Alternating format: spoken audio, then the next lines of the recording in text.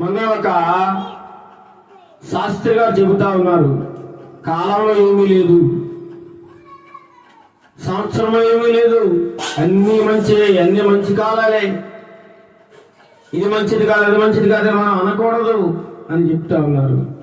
కానీ దేవుడు కూడా కాలాన్ని, రోజులను, దినాలను చక్కగా మంచిగా నిర్ణయించాడండి.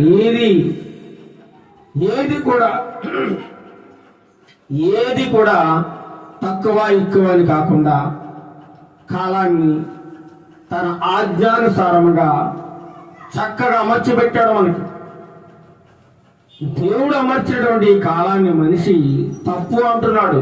ఎంత విచారకరమో చూడండి. వాక్యపు వెలుగులో నుంచి చూద్దాం ఆ విషయాలు. చాలా జాగ్రత్తగా ఉండండి. ఆదికాండము మొదటి అధ్యాయము